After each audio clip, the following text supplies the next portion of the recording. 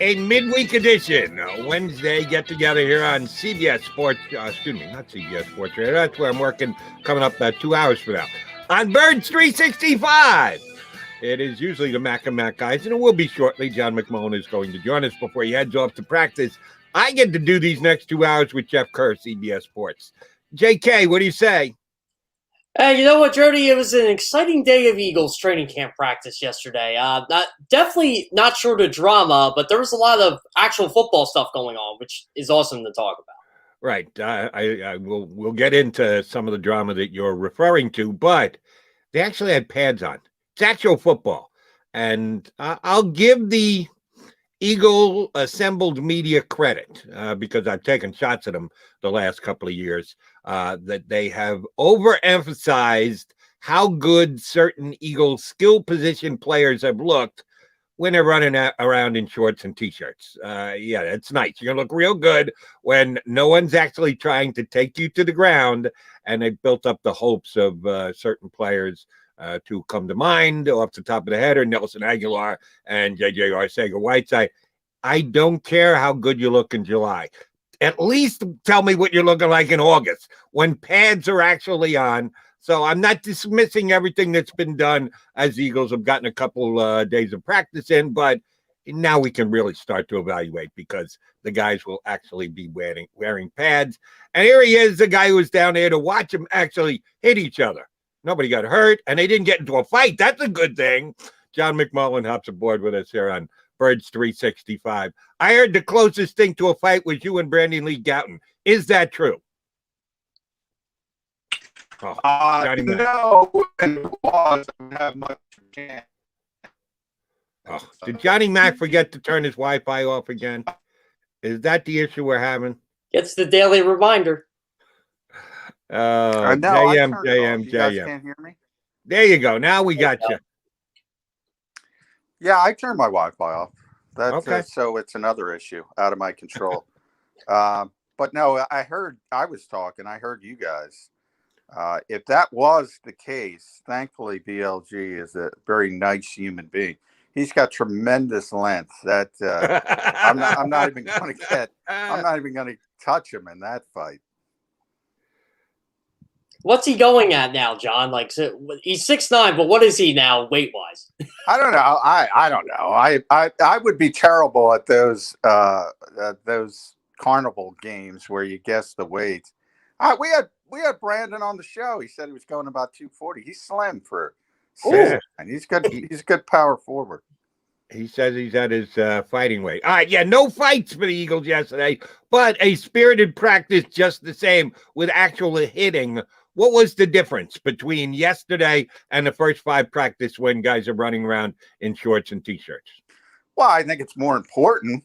Football's a game where it's played with pads, and, you know, there was no live session, so no live tackling to the ground. But, we're in a new era. I talk about it all the time. You're very limited in sort of live sessions alone. I mean, there's an opportunity if you go back to Chip Kelly days. I mean, they never tackled to the ground. Doug Peterson had maybe 2 or 3 every summer. Nick Sirianni's still kind of weighing that. He said yesterday, not sure if he's going to tackle to the ground in camp. So, yeah, I mean, these days are important because you can tell it's a physical game. As much as people try to make it safer and less violent for a public relations standpoint, it's a violent game. And big, strong, powerful, aggressive people dominate in football. And the only way you can figure out who that is to put those pads on. John, this was way overblown on Eagles Twitter yesterday, and I kind of wanted to get your thoughts on this because Inside Training Camp Live just happened to catch footage of Jalen Hurts sailing a couple passes, and everybody was acting like the sky is falling. But from all accounts I heard, Jalen Hurts actually looked decent yesterday. Your thoughts? Yeah, he's been fine the past few days. I think you've seen, I've said, pretty incremental improvement from day one. But you see that every day. I mean, that's what we've been talking about pretty consistently is his consistency throwing the football. you're going to see 2 or 3 or 4 throws every practice that sort of sail where they're not supposed to go. And that's what they're working on. And, I think you look at Josh Allen in Buffalo. I think he's the template. A lot of scouts in this league have said for years, you're either accurate or you're not. Well, Josh Allen kind of said that's not necessarily true because he improved to such a degree so quickly. And I think it was Kevin Clark who did a great story for The Ringer on Josh Allen. And he pointed out, the people in Buffalo, how much goes into it. And a lot of it is that supporting cast. And a lot of it is getting the good offensive line. And then you get the weapons. And when all of that comes together, it helps the quarterback, and the quarterback becomes more comfortable. So that's why we talk about receiver all the time. And we talk about this team's got to get better at that position. You're not going to get Stephon Diggs this year, but hopefully Devontae Smith gets healthy and provides a big upgrade. And that'll make Jalen Hurts look better. So it's sort of a chicken and an egg type of thing. But yeah, I mean, he's not Joe Montana in his prime. I mean, he's not Tom Brady where you go, whoo. I still say to this day, when the Patriots came here for joint practices, they were doing one-on-ones on the side field. And I was 5 feet away from the Eagles defensive backs at the time, coming back after their one-on-one rep. And I've never heard so many expletives in my life because every throw was on the button and there was nothing they could do about it. He's never going to be that guy, but he's got other attributes. And obviously the ability to extend the play, the ability to run the football that can make him a very successful quarterback. But yeah, if you're going to look at practice footage, you're going to see a few throws that make you cringe. John, on the inaccurate throws that he's had, and I get it, he's been inconsistent. Sometimes he's able to put it right where he wants to, and other times not even close. Has there been a type of throw or a group of throws that have given him more problems than other? Is there a type of throw, group of throws that he's been real good at that you say, okay, well, we're in a good spot here, but here's what we've got to do that much more work because the quarterback's not able to get the ball where he needs to at that type of throw or that specific part of the offense? Where has he had his issues and trouble so far? Well, I think the best part is the deep ball. I think he's got a natural ability to sort of place it in the bucket, and Shane Steichen talked about that the other day. He's really good with the deep ball, go routes and things of that nature. The intermediate stuff is where it gets kind of wonky. Sometimes it's right on the button, and other times it's what Jeff was talking about, and that's why they're focused on improving the footwork and making it more consistent on a play-to-play basis. So I would say that's certainly the biggest concern from the Eagles standpoint. It's interesting. In team drills, I've noticed when he locks on a receiver, he can throw strikes. But, it's tough to lock on receivers in the NFL because the better safeties in this league are going to read your eyes and jump routes. So you have to look off. The great quarterbacks look off and then come back. When he tends to do that and his head goes from side to side, he gets a little bit inaccurate. How did Jalen Reagor look yesterday? I know that was his first full practice, or was Monday his first full practice? Yeah, Monday. He hasn't shown much to date, but again, we're only 2 days in where he's working in team drills, and obviously he was playing on the outside because Devontae's not there. Early on Monday he played in the slot, which I think is ultimately where they want him, at least for a large portion of time. Hasn't been great, but plenty of time. I wouldn't, that Shane continues to rave about his speed, his playmaking ability. So he got a late start. So I think he got a grade on the curve there. But yeah, they need him to to really improve this summer. And whenever that comes, whether it's the preseason games, later in camp, even when camp ends, as he starts to get more comfortable, he's going to be a big part of this offense, and they need to lean on him. They really do, because that receiver spot is it looks shaky. J-Mac, one reason why it looks shaky is because Devonta Smith suffers the maybe non-contact, maybe contact. We don't know for sure. You gave it your take on that yesterday. Still don't know. But here's what we do know. He was right back out on the field yesterday. Not practicing, not in drills, but actually working with a jugs machine to keep his hand-eye coordination in play. Usually a guy's out for weeks, and that's the way the Eagles labeled him week to week. Well, then he's not going to be out there on the field. We've had too many guys who have disappeared from Eagle practice and we haven't seen for days. Not Devonta Smith. He got back out there. I think that's a really good sign. Yeah, it's a great sign. Yeah, I remember Darren Sproles was day-to-day with a hamstring. We saw him 3 months later. So hopefully this regime is a little bit more open with injuries. I think they're going to be. But yeah, really positive. I mean, if it were even a grade 2, I don't think he'd be on the field. So this is a clear indication that it's the least serious type of MCL sprain, and it really is only going to be a couple weeks. Now, while I say that, they might be cautious anyway, so it might be a little bit longer from that perspective, because the goal is to get him to week 1. I would imagine, and that's a tough tightrope. I talk about guys like Brandon Brooks. Like, I don't care if he practices. I mean, just get him to week 1. With a rookie, they need reps. Even as rookie as talented as Devonta Smith. If you want to go back to Justin Jefferson last year, who had a historic rookie season, I don't think people realize he didn't start for the first month of the season, and really the second month. Everybody's trying to take Thielen away. Nobody's paying attention to him. And then they wake up and say, oh, this guy's pretty good. We better pay attention to him. And that's sort of what I'm trying to say. Even when you look at a historic rookie season like that, there's sort of a ramp-up period for rookies.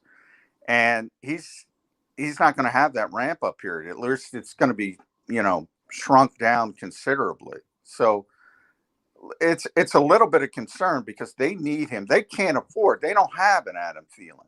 So they can't afford for him to, hey, just go be the third receiver for a month. They need him to be wide receiver 1 on September 12th in Atlanta. Now, Zach Mcpherson had a really good day yesterday, and I read your piece on him, John. Dare I say it, the Eagles might have a good quarterback group?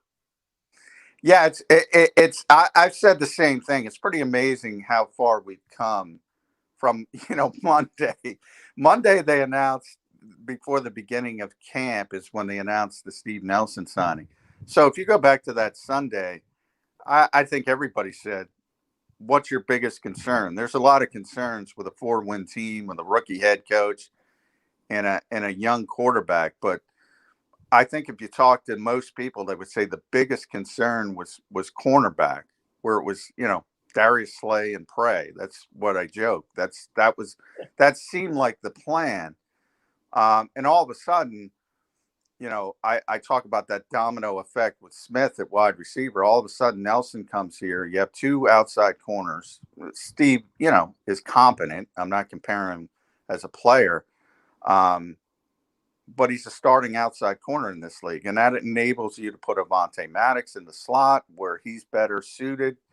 And then all of a sudden you look at the depth and said, well, the depth is still not good. So you're a little bit concerned. But then camp starts and Craig James looks good, and Zach Mcpherson looks good, and Josiah Scott looks good. And now you look at maybe they have some depth as well. And that's what Jonathan Gannon was known for before he became a defensive coordinator. He was a cornerbacks coach, and, he got a lot of corners that you thought either were at the end of their career, like Xavier Rhodes, and turned them back around. They're TJ Carey types who nobody thought much of, and turned them into more than what they seemed like. You know, maybe he's doing that here. Zach's been great. I think we've had 6 practices. He's got his hand on the football. I know 5, at least in 5 of them. Might be 6 of 6. Now he's working against the second and third team, so you have to put that into the equation as well. But he's been good. Speaking of second and third teams and the wide receivers, it's not that big a difference. If Devonta Smith's not playing and Jalen Reagor's just getting his feet wet, do we really know who's the first team wide receivers and who's the third team wide receivers? They can be pretty fluid. So I'm not going to try and look at McPherson's performance on a curve. He's been good, period. And I'll take it at that. You mentioned 5 out of 6 days. He may have gotten his hand on the ball. Is Nick Sirianni going to tell you an hour and change from now that the offense is 6-0? Because I know you were a little surprised that he gave the nod to the offense yesterday and made it a 5-0 slate as of right now. I joked to Nick off on the side. I'm like, I tried to give you guys a win. And he said it was 27-24 defense. So it was really close. And I was trying to give him a win. But he hasn't, he wouldn't confirm that they're 0-4. There was another day where it was close as well. Maybe he gave him the win there. He hates this. I knew as soon as Lane Johnson said it. He was going to get this asked every time he talked to us. He hates it. He doesn't want it. I think it's overblown. It's not that big of a deal. But they grade each play. It's kind of silly, to be honest. And I think it was 27-24. Defense that yesterday it was kind of close, and then I think it was like a old school boxing fans, Jody, you'll know, it was like a Sugar Ray Leonard round where you get the big flurry at the end late. That's how you steal rounds. Yeah, exactly. Is flurry late, and the defense stole it with their performance in 2-minute drills. I mean, they just shut down the offense. They couldn't do anything. So they did a Sugar Ray Leonard, won that as far as I'm concerned. You talk about grades, and I hate to bring this guy up, but what would Andre Dillard's grade be right now? Yeah, I called it yesterday. It was we were all laughing. All the beat writers called it long ago, and they said I was the last one. And after I saw him pancake Brandon Graham, which I don't think I've ever seen before. I've certainly never seen it in practice. Maybe it happened in his career when he was a younger player and he was struggling. But Jordan pancake Brandon Graham, and I'm like, whoa. And Andre Dillard just got put on skates by Josh Sweat into Joe Flacco's lap. And I called it. I said, okay, we're done. This is over. But we joked about it. None of us matter. The only person that matters is Howie Roseman. And it's the first day. And by the way, I mean that sincerely. I mean, it's not Nick Sirianni. It's not Jeff Stoutland. It's Howie Roseman. And if Howie Roseman wants Andre Dillard to start, Andre Dillard's going to start. But he doesn't deserve to start. I mean, he is getting lapped. I mean, it is not close at this point. Except here's the one thing, John, and I'm not saying that you're wrong, that Howie Roseman is going to make the call as to who's the left tackle, who's going to be the starting left tackle. He may actually do that. Jeff Stoutland is not going to just sit there and go, yes, whatever Howie says, that's what I believe. No, Nick Sirianni might try and build a case for Dillard and or point out the 2 good plays that Andre Dillard has had in 6 practices so far, or do what needs be done to justify that type of a decision. Stoutland's not going to do that. Stoutland's going to say, listen, this is not my call. I just coach them up. I just work them out. Someone above me, higher up the chain and with a bigger pay scale is making this call. So don't look at me, guys, for this one, which is basically going to tell us, yes, Howie Roseman's making the call, but it's not going to go as swimmingly as maybe they want when it's as blatantly obvious as you guys. And when I say that, good to know you finally came around, John McMullen. All of the Eagle beat writers saying this competition has been a non-competition.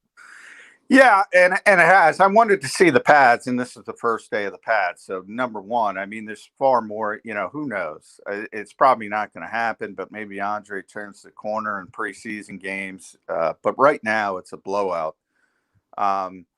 You're right about Jeff Stoutland. I mean, Jeff's going to make it known what he believes behind the scenes. He's a far more. He's a very smart guy, though. He's very political. I would compare it to Tom Donahoe. They're kind of like the same person. Tom made his voice name when he is known in the draft room when he shouldn't have. It didn't matter. I mean, Howie's going to do what Howie wants to do. That's my point. Yeah, I mean, Jeff's gonna make it very clear what he wants, what should be. But even when he talked about this competition back in the spring, when we got some availability with him, he mentioned it's not his decision. And now he said it was Nick Sirianni's decision because, again, he's very political. And by the way, I want to point this out because I was talking to some other reporters about this yesterday. And I think I mentioned it on the show. This is not rare for a GM. Howie's no different than any other GM in this league. Every GM in this league wants their top tier picks to succeed. Every single one of them. And they push them down coaches' throats. Now, this is what's concerning to me about the whole Andre Dillard, Jordan Mailata situation. If it's that big of a gap, wouldn't someone say to Howie, like, okay, like, this guy cannot start for us week 1 of the season? And I know, John, I agree with you. I think Howie's going to push this as much as he can. But, I mean, sincerely, though, what does Jordan Mailata have to do at this point to make sure the Eagles don't even think about crossing that road with Andre Dillard? Yeah, there's a lot of weird things going on there because of where Jordan is in his career as well. Remember, contract comes in and he's in a contract year. That plays into it. Money, the pedigree plays into it. His versatility, counterintuitive, plays into it because he's better suited to be a swing tackle and can play on both sides, whereas Andre can't. It's sort of like an on-field version of the off-field counterintuitive notion that Nick Sirianni could pick his coaching staff, but Doug Peterson couldn't because Nick moved around and Doug didn't because he was under a successful head coach. Logically, it doesn't make sense. As I said to Jody a lot, why is Doug Peterson going to quit being under Andy Reid? I mean, there's no better place to be. It doesn't make sense, but you're holding it against him. Same thing with Jordan. His versatility should give him a leg up, but it doesn't. It doesn't make sense. That's kind of how the NFL works. But right now, I said before, if it's close, I've said this consistently, Andre's going to win the job. It's not close. And Howie can't explain it away. So ultimately, if it keeps going the way it's going, yeah, George's going to win the job. And then, Howie will try probably to convince maybe Houston, who wanted him badly when the Eagles drafted him. Maybe he can convince them to take him, but he'll try to spin him off because he doesn't really shape up very well as a versatile type backup. And we'll see. I mean, we'll see what happens as the summer goes on. I know it's early, but I'm sure you've already done the exercise. How many offensive linemen the Eagles going to keep on the 53? Well, they got a lot of talent. They're going to cut some guys that can play in the NFL. And fans are going to say Matt Pryor's my most example. I don't see how Matt Pryor makes the team. And by the way, he's the first team right guard right now because Brandon Brooks is out. And I don't see a path where he can make this team because obviously Landon Dickerson is not practicing yet. He's making the team. Nate Herbig's making the team. Jack Driscoll's making the team. They have a lot of talent on the offensive line. They have a lot of depth. And, that's not the case in most NFL cities. So even though these guys in Matt Pryor would be the most notable example, They don't look great in extended snaps. They're really good backups. And a lot of that is the versatility. But yeah, they're probably going to keep 10, and they'll try to keep 2 more on the practice squad. Usually, remember, practice squads are expanded again, so they're going to try to get all these guys back. But I think you could see some waiver wire claims or some trades. I mean, Howie could try to trade a Matt Pryor for a late round, late day 3 pick, like he did with Dennis Kelly a couple years ago. Yeah, they're good and they're deep on the offensive line. Now, you need the starters, though. Look, people overblow the Jack Driscolls of the world and the Nate Herbigs of the world. They're good players. They're good young players. But you want Brandon Brooks out there. You want Lane Johnson. There's a big difference between those guys and good backups. Now, this is a 2-part question for you, John. The Davion Taylor injury, I guess he went to the tent, then he went in yesterday. And what linebackers have stood out to you this week? Well, Davion, number one. I mean, I advocated for this, and maybe it's part bias because it was kind of coming true. But, he's so athletic. I said, just throw him in the deep end of the pool and see what he can do.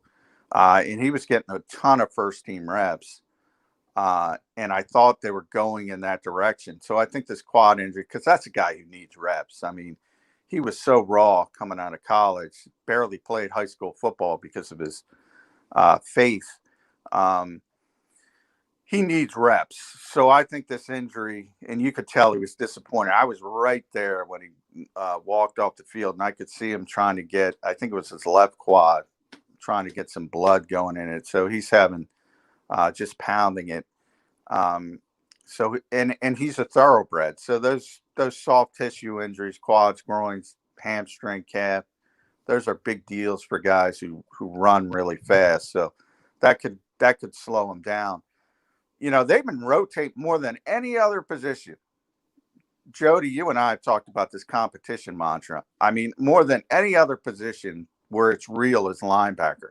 I mean, they've been rotating guys, first, second team. Even Eric Wilson has been on the second team a lot because they want to look at the TJ Edwardses of the world. And even Rashad Smith has gotten first team reps. I mean, they are rotating everybody in there to see who the best pair can be. And remember, Alex Singleton hasn't even been out there yet. And who knows, he might get released because of an unwillingness to, I can't say if he's vaccinated or not, but the timing tells me he's not because he's still on the list. That might be the most uncertain position on this team where you could have somebody you just don't expect.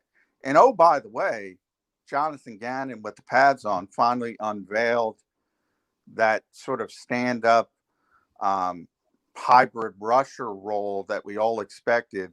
Now, Ryan Kerrigan's hurt his thumb, not serious, day-to-day. I think that's going to be his role.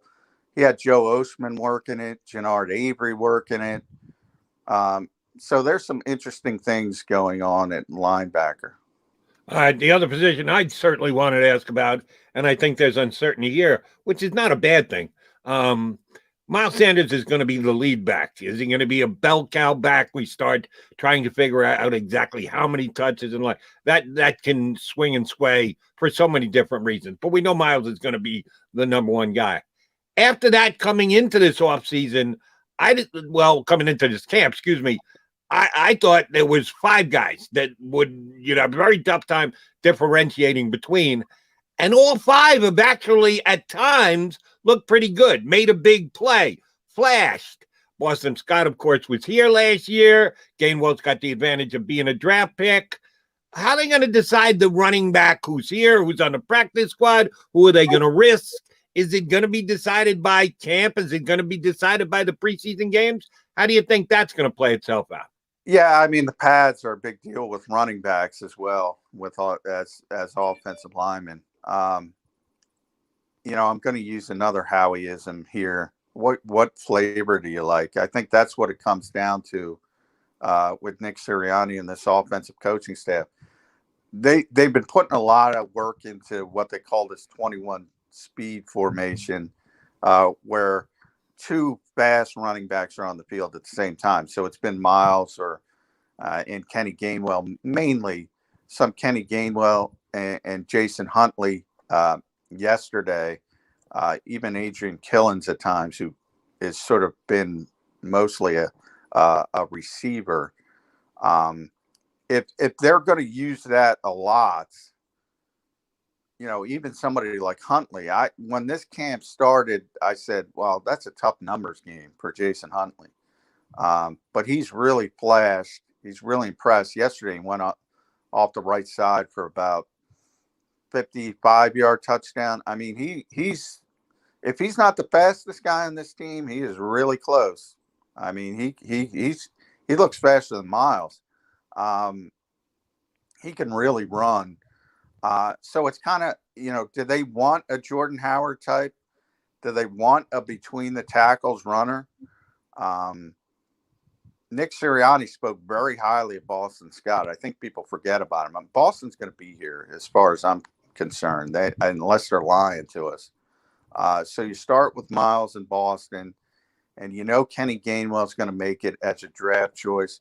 So then you talk about that 4 spot, and if they're going to keep 5, and they might if they use a lot of 21, then you start talking the Kerryon Johnsons, the Jordan Howards, the Jason Huntleys, and that's where you say, what flavor do you like, Nick Sirianni? Now, this is an interesting one, John. You mentioned Jason Huntley. Who's the kick returner and who's the punt return? Well, Jason has been back with the kickoff returns along with Kenny Gainwell. The punt return, and by the way, kickoff is just not important anymore. You might return 13, 14 kicks in an entire NFL season. People get way too worked up about that. It's nice to have Cordero Patterson, but what does it matter at this point until they do something with the rules? The punt return is much more important, and that's been shaky. Obviously Jalen Reagor has taken reps. Devontae Smith, I'm a little surprised because honestly, I thought they would want Devontae before he got hurt, obviously, and Jalen to focus more on the wide receiver position and let somebody else handle the punt return. Michael Walker was brought in. He's barely been back there. Gainwell, Greg Ward. Greg Ward is sort of the security blanket, the safety net, because he's going to catch it, although he did flub one the other day, but, he's pretty secure back there. Gainwell has been really bad at it. It's really struggle, especially when it's a little bit windy. So it's still a work in progress. And for some reason, they don't put Michael Walker back there. And I can't figure it out for the life of me. He was back there one day. He was a great punt returner at Boston College. So it's still a work in progress. Right now, I think it would be similar to last year. If you're at the 50 and they're trying to pin you back, it's going to be Greg Ward to make sure there's ball security. If there's a chance that you get a return and they're punting from deep in their own territory, you're probably going to have Reagor or even Smith in high leverage situations back there. All right. Last one, John. We know you got to get to practice. I'm assuming no Zach Ertz drama issues. He had his pads on correctly, not inside out, not trying to hide anything. You can't turn them inside out. You probably would have liked to. No, they're coming to, I'll tell you what, man, Nick Sirianni is coming to the exact same conclusion Doug Peterson did. It's like every year now. You want to get receivers on the field. You want to get more speed on the field. And every year, Doug would come to the conclusions. I don't want to say it. I don't want to put words in his mouth. But essentially, my wide receivers stink. I got 2 good tight ends.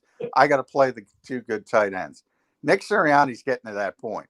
And all of a sudden, there's more 12 personnel, and Zach's out there, and he played very well yesterday. He's got a chip on his shoulder. The only concern is, does Zach want to be here? Probably not, but he might. Howie Roseman is playing on the fact that he's a professional and he's going to do his job. And he is a professional. He's going to do his job. And he's going to be out there because he's better than the receivers. And oh, by the way, he's making $8 million, which if he were to get his druthers and be released, he's not getting that on the open market. So my advice to Zach would be grin and bear it and get paid this year, big guy. John McMullen's our big guy. He's off to practice. JM, we will talk to you first thing tomorrow morning, bud. All right. Thanks, guys. Appreciate it. John McMullen, usual co-host of the show. Jeff Kerr doing an outstanding job filling in for him. He's here with me, Jody Mack. We are Birds 365. I get scared sometimes. Of a lot of things. Joining in. Decisions. The dark. The dark. But I once heard someone say, But as I always say, it's okay to be afraid. as long as you face the fear. And keep moving forward. Wherever you are in life, count on the name trusted in insurance for over 80 years. Independence Blue Cross. The savoring taste of a good bag of beef jerky is so enjoyable at any time of the day, as long as you can find it. Here's what we suggest. Pure Bull Beef Jerky is our answer, and soon it will be yours. Locally produced in the Philadelphia region, this high-quality, healthy protein snack is easy to secure. Go to steersnacks.com, and you'll see hot garlic, tropical heat, Pure Bull dry rub, and our favorite, Huck and Fod. What's that? Huck and Fod. Go now to steersnacks.com. Welcome to the Wildwoods, the perfect place where you can safely do everything or nothing at all. Catch a wave, take a nap, go for a drive, grab a bite. It's your vacation, and we're doing everything we can to make it a safe one. The Wildwoods. Your vacation, your way. The International Brotherhood of Electrical Workers, Local Union 98, is a proud sponsor of The Labor Show with J. Doc and Krause every Saturday night from 6 till 8 p.m. IBEW Local 98's highly trained and superbly skilled electricians are the best in the business, setting the highest safety standards in the electrical industry. So when you're planning your next industrial, commercial, or residential project, choose an IBEW Local 98 union contractor. Learn more at ibew98.org.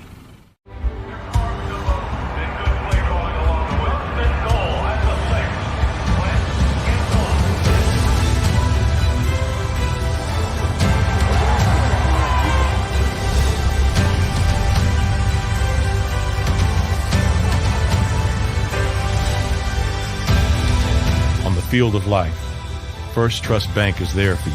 Champions on three. 1, 2, 3. Because Philadelphia dreams deserve a Philadelphia bank. This is a key. It's a family tree. It's a pair of wings. It's a secret handshake. And a ticket to anywhere in the world. It's more than a uniform. It's the door to a world most people only dream of. There's Strong, and then there's Army Strong. Try it on at GoArmy.com.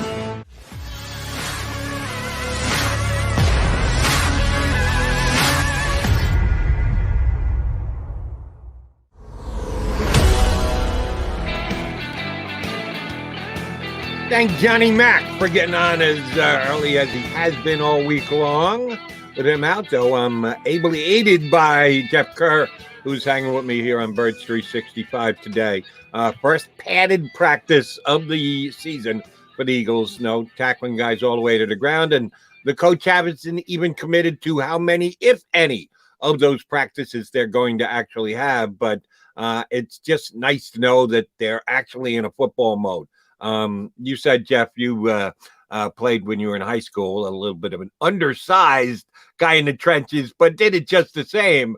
Hey, anytime you're playing on either the offensive or defensive line, it's your life is contact, is getting in there and being physical with a member of the other team.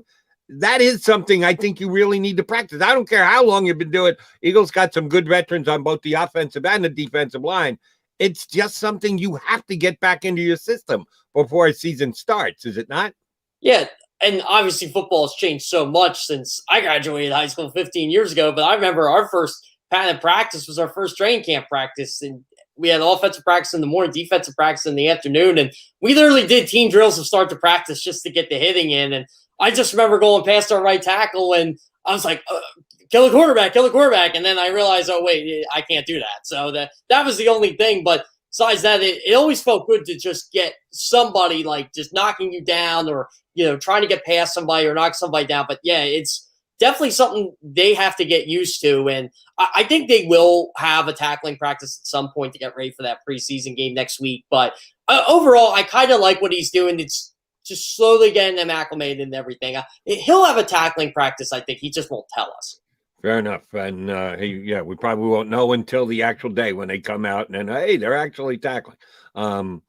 I thought you did a good job getting out of John the fact that the quarterback play with Jalen Hurts at this point has been inconsistent. Depends on everybody can observe a practice and have a varying opinion on how good a guy looks. What kind of bar are you setting to begin with? It sounds to me like Jalen Hurts' biggest problem has been inconsistency. It isn't like he doesn't make any good passes, but he makes both good passes and bad passes. And depending on your point of view and or your spin, you're going to emphasize one over the other. If he's being inconsistent and sometimes good, sometimes bad, that's not going to cut it. I know he's still just a first-time ever starter, but we also know where the Eagles are overall as a franchise. They give the big contract to Carson Wentz. Things fall apart for varying reasons. They decide to move on from him. They're going to go back into the deep end of the pool to try and find a franchise quarterback. And Jalen Hurts has to set the bar pretty high for himself if he thinks he's going to be the franchise quarterback here and be the starting quarterback in 2022. Well, yeah, and that's what's going to concern me about Jalen Hurts, Jody. I truly think the guy can get the job done, but what is getting the job done now? Like, if he's going to be great one week and terrible the next, where it's short throws or being inaccurate or that, and I hate to say it, he kind of reminds me of a young Donovan in that sense. Like, I remember Donovan, he wasn't exactly the most accurate quarterback either, especially early on in his career. And Jalen Hurts is kind of in the same situation. He doesn't have the playmakers you would think they need. I remember Donovan was looking really good, and then he lost to Staley like week 5 or week 6 of that 2000 season. Staley had the broken foot, and all of a sudden the completion percentage went down, and he's scrambling for his life. And I have a feeling that's going to be like Jalen Hurts in a sense, because he's going to have a good offensive line, but there's going to be throws where you're going to say to yourself, what the heck was he doing there? Like, the guy was wide open. And I don't even think it may even be week to week. It may be possession to possession. And that's what's going to frustrate me a lot about Hurts this year. And that's what the Eagles are going to have to really look at. Like, okay, this guy he brings this to the table. He's a leader. Everybody seems to like him. But can this guy win us football games? Or more importantly, can he win us a Super Bowl? If he can't, or if they think he can, and they think someone in the 2022 draft can, or a certain quarterback out of Houston, I don't even want to go that route right now, but the Eagles will consider it. But, that's the only thing I want to see out of Jalen Hurts this year. I just want to see more consistency out of the guy, because the only thing consistent right now out of him has been the deep ball, and that's something I've really liked. Yeah, as should everybody. Everybody loves a guy who can get it up into the air and make 50-yard, 60-yard gains. And here's the one thing that I think all Eagle fans have to remember. Jalen Hurts, a big part of Jalen Hurts' game is that he can take off and make plays with his legs. I've always believed if that's your number one strength, you're not going to be a winning quarterback in the National Football League. Michael Vick, I know, had some flurries and had some very good games when he was here in Philadelphia. Michael Vick was never a franchise quarterback. He was never a top 5 quarterback, top 7 quarterback in the league. He may drop in for 1 year, but to really be that highly rated, I think you need to do it over a period of time.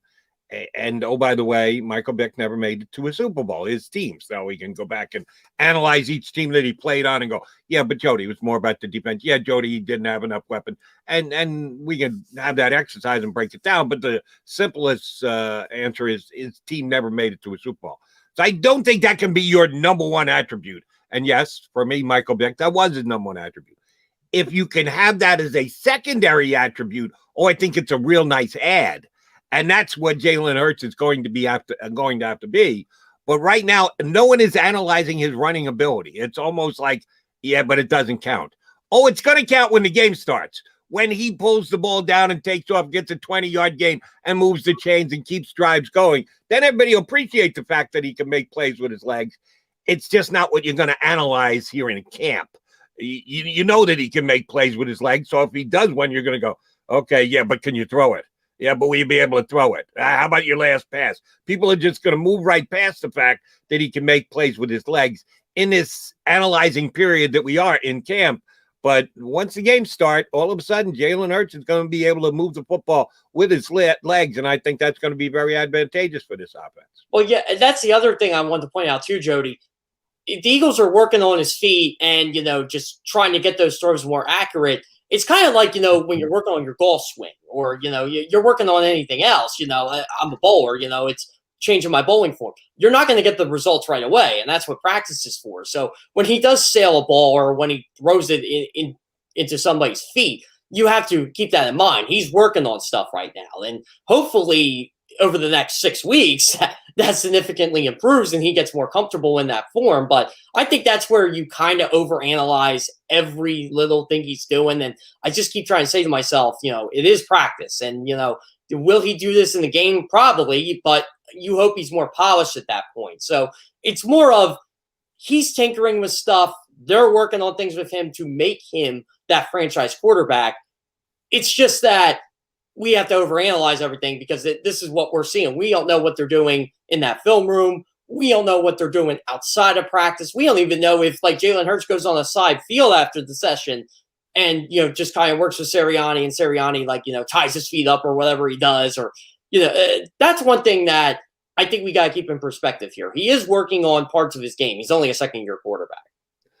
And Jeff, John McMullen, first time today, had to admit that, the competition at left tackle isn't really a competition anymore. It's pretty much over.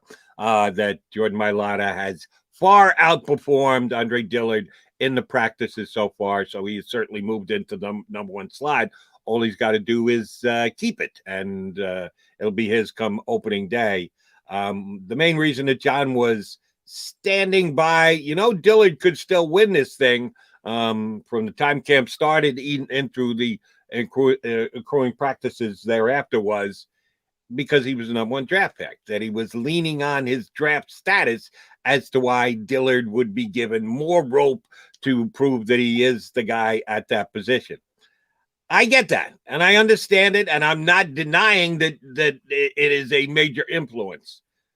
But should it be? And we're talking particular about Howie Roseman, the Eagles here, but we could talk about any general manager on any team. If it's a competition that you can look at before the season starts, and it's pretty damn close, and both have established track records, and that's also rather comparable, even though I would say Mailata's is ahead of Dillard, but it isn't like Mailata's started 3 straight years, and Dillard's never taken a snap before. The fact that the general manager is making that big a decision, why do you have coaches? Why do you hire a coach? Isn't that supposed to be his responsibility, that he needs to know who he can use in what situations to accomplish what within his offense? If we're talking about a defensive position within the defense, is that the case here in Philadelphia, that Howie Roseman has so much say that Nick Sirianni is just nodding his head and saying, yes, sir, whatever you need me to do, sir? Is that a good thing? It isn't, honestly. And look, Nick Sirianni should say, look, I don't want to, what's the nice term of putting it here? Disrespect you, Howie, but what football have you played? I'm curious, because Nick Sirianni played college football and he's been through the ranks. He was a college coach. He was with the Kansas City Chiefs as a offensive assistant. He went to the Chargers as a wide receivers coach and eventually a quarterbacks coach. And, he worked his way up the ladder. And Howie Roseman did too, but in a different aspect. Like, Howie Roseman should not be determining who is the left tackle of this football team, even though, again, and I agree with McMullen because I've seen this, a lot of GMs. But there are also a lot of GMs that, I'll quote Billy Beane, you never had a GM that was a player. And, a lot of them were or had extensive football backgrounds. Ozzie Newsome comes to mind as one of those guys. So if he would say something, I'd be like, yeah, okay. But no, Howie Roseman has to be like you and me here, or even like John McMullen. Jordan Mailata has been better than Andre Dillard. And Andre Dillard, yes, he is a former first-round pick. And yes, you hate to admit that, I traded up for this guy. And I gave up a draft pick, multiple draft picks, so I could get this guy. But sooner or later, you're not just a former first-round pick anymore. You're in a competition for a reason. Just like Jordan Mailata is not a former seventh-round pick anymore. At the end of the day, you're NFL players. Who's the better NFL player right now? Jordan Mailata or Andre Dillard? It's clear it's Jordan Mailata. And that's what bothers me about this. Like, J.J. Arcega-Whiteside is going to get every opportunity to make this roster, even though you and I both know J.J. Arcega-Whiteside just, I hate to say it, just isn't good. Like, he hasn't been good. And when you look at guys like DK Metcalf and, and look, the Indianapolis Colts are going through the same thing right now with Paris Campbell.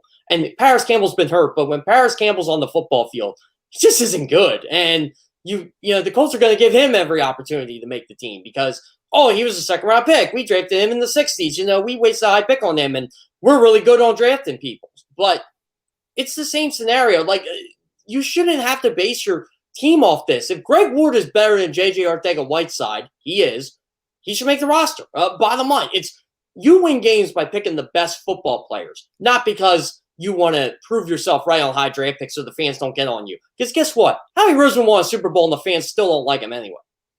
Correct. And you can have your opinion on Howie Roseman. I can have mine, which I'm well on record as saying he could have been fired after last year. I thought Jeff Lurie should have gone one of two ways. Either you keep both Howie Roseman and Doug Peterson and give them one more shot, keep the band together, but know full well it's all going to be decided on this upcoming season. Or you get out the big broom and you sweep them both away. And you say, all right, we're starting from scratch. I'm going to get myself a new general manager, and I'm going to allow him to be a major influence on hiring our new head coach here. And Jeff did the one thing I didn't think he should do, which is split the difference. Fire one and keep one. But that's what the owner did. So be it. So Howie Roseman has shown his ability to dodge bullets when he's here in town. But here's the thing that bothers me, and if Howie Roseman is playing to this, I just think he's wrong. He reads the situation differently than I do. Specifically, this left tackle position. If Andre Dillard doesn't win the job, he may or may not be here. I told you last night talking to Brandon Lee Gouton on my radio show, BLG said he's doing the ever-changing 53-man roster. If you're a beat guy, you've got your 53. You're adding guys, you're subtracting guys. It's a daily process that you go through. His 53 right now does not include Andre Dillard. He doesn't see him being good enough to make this 53-man roster, which is pretty bad. And I think Brandon might be putting the cart ahead of the horse there just a little bit. But I agree with Brandon's evaluation that he should not be the starter. Okay, Andre Dillard's not the starter, but Jordan Mailata is. And Howie Roseman picked him in the 7th round when no one else was thinking about him, when no one else had him mocked going in the 6th round to another team. No, they took a chance on the kid. They developed the kid, and now he's going to be a starting left tackle in the league. Why don't we emphasize that? Why do we have to emphasize, there's another Howie Roseman, number 1 draft pick that's gone down the shitter? But it all comes down to spin. You can spin it up that Jordan Mailata is a great success story as much as you can spin it down that, oh, my God, did they make a mistake when they took Dillard. I don't know why you would make decisions about your personnel on your team out of fear that it's going to look bad for you if this happens, when you've got another way to look at it and say, hey, this is really good that as an organization, as a team, we're able to accomplish this. Why is it always about the negative with Howie Roseman? Well, see, this is the thing. Everybody likes to point out the 2011 draft too, Jody. And you got to remember who was in that. Danny Watkins, Jaquan Jarrett, Curtis Marsh was in that draft. But at the end of the day, I'd love to point out something. Outside of the Denver Broncos, who drafted Von Miller, I don't think there's that many Hall of Famers that came out of that 2011 draft class for each team. But there's a certain guy that has a great chance to make the Hall of Fame in that infamous 2011 draft class, and that's Jason Kelce. So You got to give Howie Roseman credit for that, right? Like, you found this guy. He ended up being a pillar and anchor of your Super Bowl team. Yeah, it wasn't expected. Yeah, the front half of that draft was god-awful, but guess what? You still got a Hall of Famer. Jordan Mailata is the same way. Yeah, you have to praise these guys. And again, John Schneider has made a career out of this in Seattle. Look at the guys he's found in the later rounds. Richard Sherman being the number one guy out of that. And that's how you win championships. I know GMs, everybody loves to harp on, yeah, you screwed up in the first round. What about what you did in the third or fourth round? I know you didn't have a high grade on them, but you got to give the GM and the scouting department credit for playing these guys. And Howie Roseman has to look at that too. I would love to just hear Jeff Stoutland say to Howie Roseman, look, Howie, you took a chance on this guy, and everybody kind of mocked you. Be like, why are you drafting a rugby player? Why would you trade up? Remember, they traded up into the draft to get this guy because they thought that highly of him. They were the only ones who thought this highly of Jordan Mailata. Now the fruits of your labor are paying off, and you want to play Andre Dillard over him? And again, I think BLG is being a little too extreme here. I think Andre Dillard can at least, at the very least, be a serviceable backup left tackle for the Eagles, and he could still probably start for another team in this league. But you have to say to yourself, you know what? We took a shot on this guy. We developed him. It took a long time. We weren't even sure if this kid was going to make the roster last year at this time. And now he might be one of the top 10 starting left tackles in all of football. You got to give the GM credit for that. And everybody loves to look at the negative stuff they do, the terrible free agent signings, the terrible picks. But at the end of the day, especially a guy like Howie Roseman, 50-50 is not terrible for GMs. And I cover the entire league. I've known a lot of GMs that just miss and miss and miss.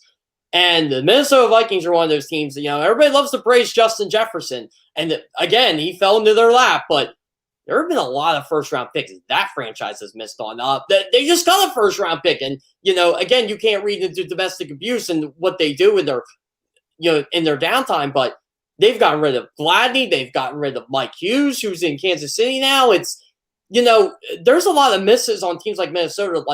I don't think it's the worst thing in the world to have a GM 50-50 like Howie Roseman.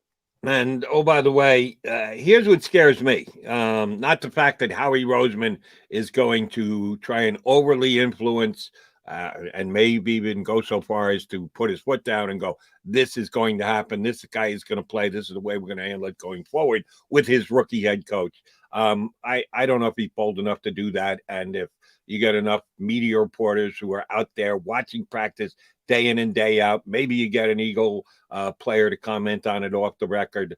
I don't really think that Howie would be so bold as to dictate who's starting at left tackle when their performance on the field has been rather obvious that one deserves it over the other. Here's what I'm worried about. The Eagles, and most of it is Howie Roseman, a little bit with his predecessor, Joe Banner, so it's been going on for quite some time, but certainly Howie too, and it did in part contribute to that Super Bowl win in 2017. The Eagles have been a better than average team compared to other teams around the league in finding talent, deciding that talent was part of their future going forward past the start of their first contract, and getting a team-friendly contract done with them that keeps them as a member of the Eagles, but also helps them out with cap management in future years. They've done it with a bunch of guys over the years, specifically Howie when he's been the general manager. One of the guys who, in my estimation, could fall into that category would be Jordan Mailata, who's up for a contract. And if the coaching staff is already saying, hey, not only has this guy won the competition, we might run just as much left as we do right because he's getting as much separation as Lane is on that right-hand side. And again, we're not privy to those conversations that the coaches are having after practice is over and done with.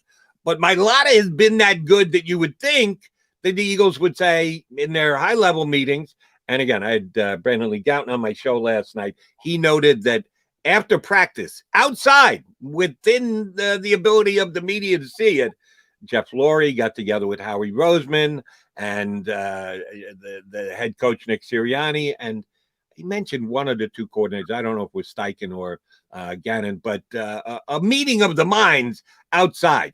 Now, they could have been discussing anything like where are we going to get cheesesteaks, guys? We're going to call out for dinner because we're going to be hanging around. Or they could have been having high-level conversations about how the roster's looking and what moves they should make. I'm hoping that Howie is at least staying open-minded and considering that they just created some cap money. You and I discussed this briefly yesterday, and I'll ask you about it again. They renegotiated Derek Barnett's deal. Derek Barnett's going to be a free agent at the end of this year.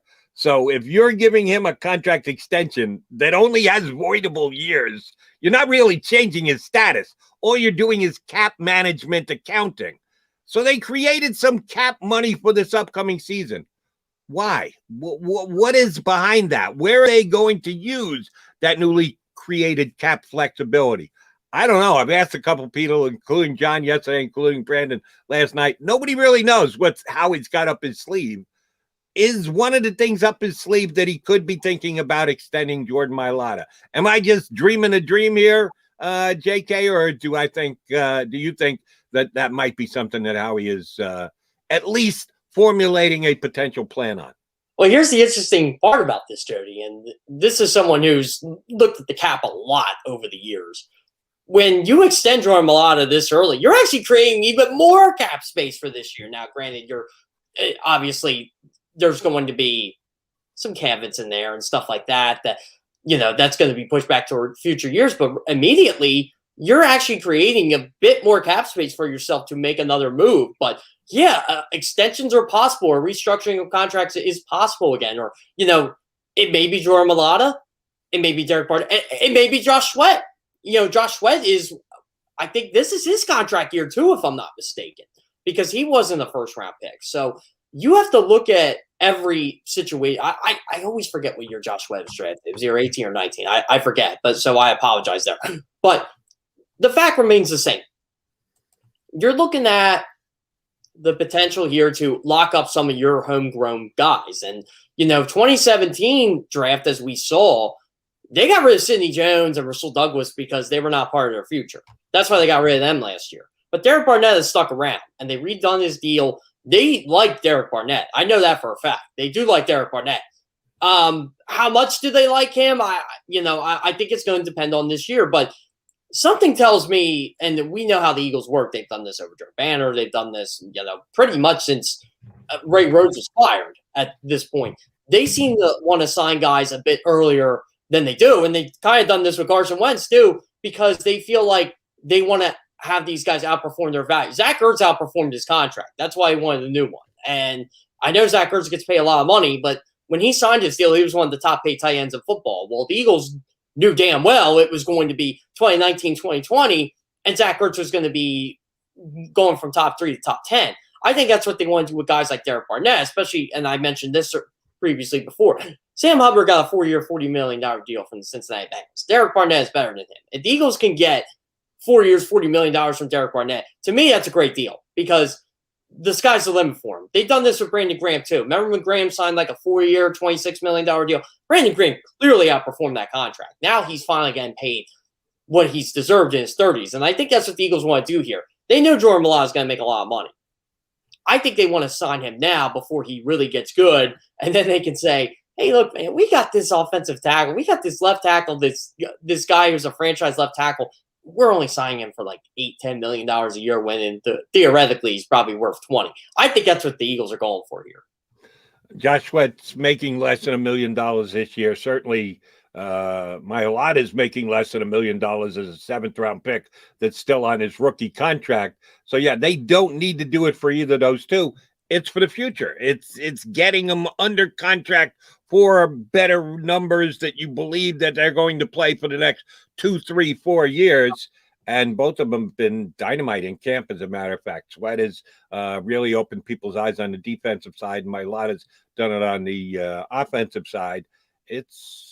I'd love to be a fly on the wall of what Howie is actually doing as far as accounting and some video analysis and maybe even conversations with agents back in his office these days, because he did create that cap space. Didn't see it coming. Still not 100% sure why he did it.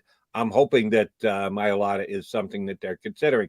And I would go down the Josh Sweat road because I actually think Josh Sweat is going to have a better year, a more productive year than Barnett. I've been disappointed since the day Barnett was drafted. I thought it was a little bit of a reach, and I don't think at any point, maybe it was just the fact that there was an unfair comparison between him and that Reggie White guy, because they went to the same university. Nobody's Reggie White, and if I put that in my mind, shame on me for that. But first round production, he hasn't been close enough for me. I know he's not bad, but he just hasn't been as good as I think he should be, as per where he was drafted. Forget about where he went to college. I think that Sweat's a more productive player. And if I'm an offensive coordinator, I'm more aware where Josh Sweat is on the field than Barnett is on the field. Here's the problem with Sweat. Is he going to be able to stay healthy? Can he stay on the field? If I knew that, if he had a better track record of being healthy from the day that the Eagles drafted him, he would be the guy that I would be most leaning toward at this point to try and sign and extend to a future contract. Yeah, and I know fans love to overblow this, but I remember, I think it was a couple weeks ago before camp, Jeff Mosher said something about Sweat's injury, and Sweat went on, not a Twitter rampage, but he said, knee's fine, media's creating some. But of course a player's going to say his knee's fine. He's going to say he's healthy because that's what they do. We all do it. We all think we're healthier than what we actually are. That's just, the nature of the beast. But yeah, you're right, Jody. Is Josh Sweat going to be able to play a 16-game season and play 60 to 70% of the snaps? And, even if he plays 50% is great because the Eagles are going to rotate anyway. But I think that's why Ryan Kerrigan's here, just in case a Derek Barnett gets hurt again or a Josh Sweat. They're dotting their I's and they're crossing their T's here with this. But yeah, it's, before I want to give Josh Sweat, $8 to $10 million a year, which again, the production is probably going to outweigh the cost. But if the guy's hurt all the time, that's the big risk. And, knee injuries are tricky. And I know that knee injury happened years and years ago now. It's probably been about 6 years, but it's still a concern for me. Because these guys do get banged up. And, sometimes knee injuries lead to foot injuries. They lead to ankle injuries. And, and I'm sure Josh Sweat is good. I'm sure Josh Sweat is healthy, but you're never really going to know until the grind of a season. And now you're playing a 17-game season. So that's something you have to keep in mind as well. So again, I'll take Josh Sweat's word for it. He's 100% healthy, but I also know how I've reacted to injury, how NFL players react to injury. Kyler Murray told me last year in week 13, he was completely fine. I asked him about the shoulder. I asked him about the ankle. Yeah, man, I'm good. I'm playing this week. It's not a concern. And then, you hear stuff from inside the organization after the season. They're like, yeah, it was a problem. So that's one thing I worry about when it comes to these players. He's Jeff Kerr. I'm Jody McDonald. We are Birds 365. Check of the calendar tells me we're just 8 days away from the first Eagles preseason game. They're scheduled to be playing the Pittsburgh Steelers. Oh, by the way, that'll be the Eagles first. Be the Steelers second, because the Steelers are playing tomorrow night in the Hall of Fame game against the Dallas Cowboys. Hall of Fame week in Canton, Ohio this week. Our next guest, who's going to join us coming up in just a couple of minutes, is a Hall of Fame guru. He is the football guru as well, but he has been going out to Canton for absolutely ever to be part of and to be there for the Hall of Fame inductions. He's getting out there early this week because, man, there's going to be a lot going on. They got 2 classes going in and the Hall of Fame game between the Cowboys and the Steelers. We'll talk all things NFL with Russell Baxter of ProFootballGuru.com. He's scheduled to join us next here on Birds 365. I get scared sometimes. Of a lot of things. Joining in. Decisions. The dark. The dark. But I once heard someone say, But as I always say, it's okay to be afraid. as long as you face the fear. And keep moving forward. Wherever you are in life, count on the name trusted in insurance for over 80 years. Independence Blue Cross. The savoring taste of a good bag of beef jerky is so enjoyable at any time of the day, as long as you can find it. Here's what we suggest. Pure Bull beef jerky is our answer, and soon it will be yours. Locally produced in the Philadelphia region, this high-quality, healthy protein snack is easy to secure. Go to steersnacks.com and you'll see hot garlic, tropical heat, Pure Bull dry rub, and our favorite, Huck and Fod. What's that? Huck and Fod. Go now to steersnacks.com. Welcome to the Wildwoods, the perfect place where you can safely do everything or nothing at all. Catch a wave, take a nap, go for a drive, grab a bite. It's your vacation, and we're doing everything we can to make it a safe one. The Wildwoods. Your vacation, your way. The International Brotherhood of Electrical Workers, Local Union 98, is a proud sponsor of The Labor Show with J. Doc and Krause every Saturday night from 6 to 8 p.m. IBEW Local 98's highly trained and superbly skilled electricians are the best in the business, setting the highest safety standards in the electrical industry. So when you're planning your next industrial, commercial, or residential project, choose an IBEW Local 98 union contractor. Learn more at ibew98.org.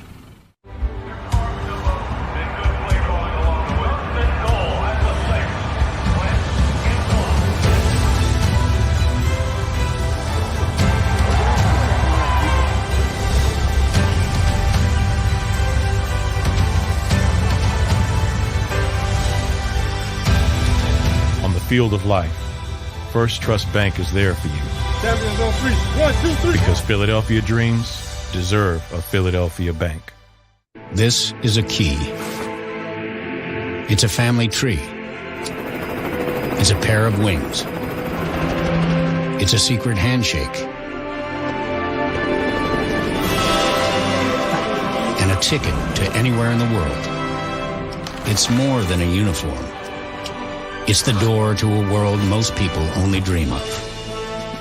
There's Strong, and then there's Army Strong. Try it on at GoArmy.com.